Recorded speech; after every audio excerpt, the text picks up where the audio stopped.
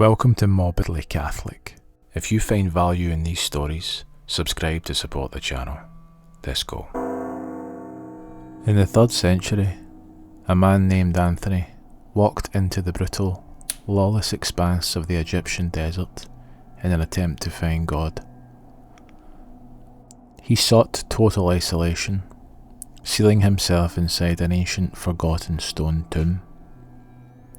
But the desert was a battlefield, traditionally viewed as the stronghold of fallen spirits. By cutting himself off from the world, Anthony had inadvertently placed himself on the front lines of a profound spiritual war. Realizing this man intended to conquer his own passions, the legions of hell struck back against him, and their primary weapon was the spirit of lust. The psychological warfare began at night. Anthony found his mind flooded with vivid memories of his past life, paired with intense, intrusive thoughts. The temptation wasn't just a passing impulse, it was a sustained mental assault, weighing down his resolve with constant imagery and deceptive internal dialogues.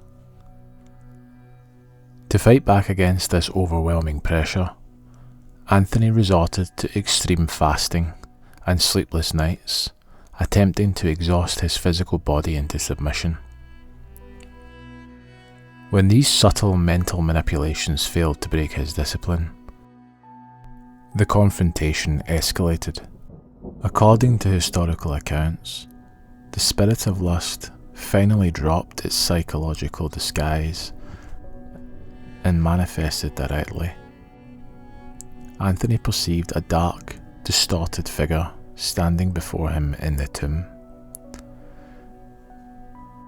The entity spoke with a jarring arrogance, boasting that it had successfully deceived and broken countless others before him,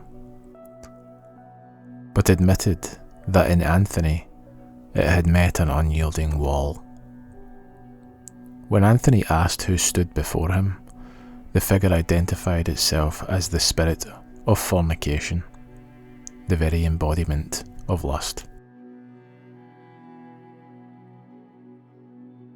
But instead of panicking at the sight of his tormentor, Anthony's reaction was entirely unexpected. He looked at the figure and despised it. He realized that the terrifying presentation was just a front to hide its ultimate weakness.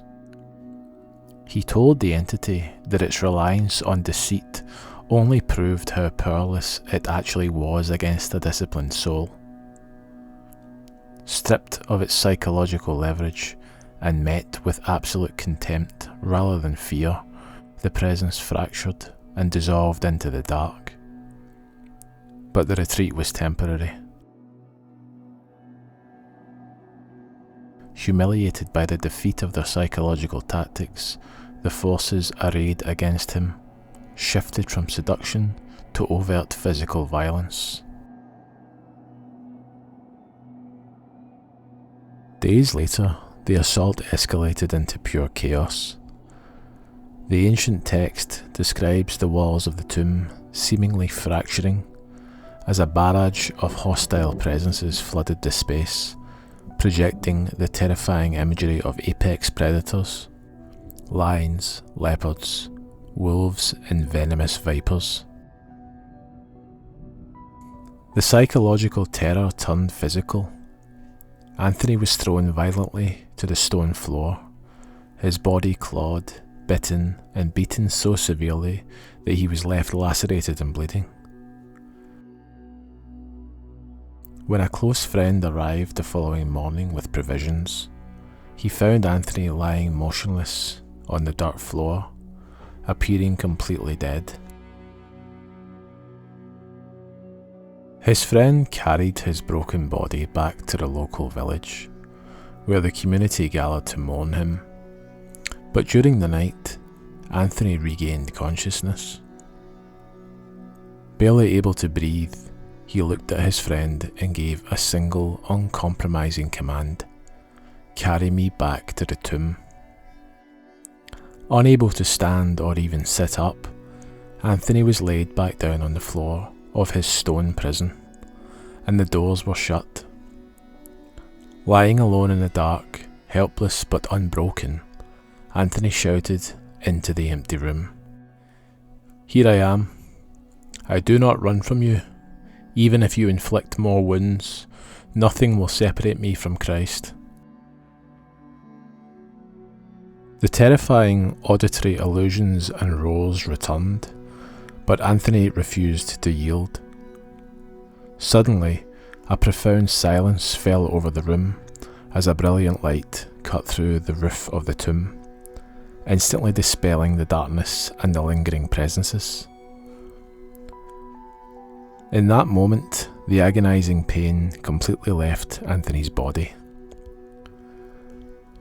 Looking up into the light, Anthony asked, "Where were you, Lord? Why didn't you appear at the beginning to stop this suffering?" A voice answered from the light, "Anthony, I was here, but I waited to witness your struggle. Because you endured and did not give way, I will always be your defender." Anthony emerged from the tomb a completely transformed man. By confronting the absolute extremes of terror and isolation, he had stripped the dark of its power over him. The levers of lust, anxiety, and fear simply no longer had anything to hold on to in his soul.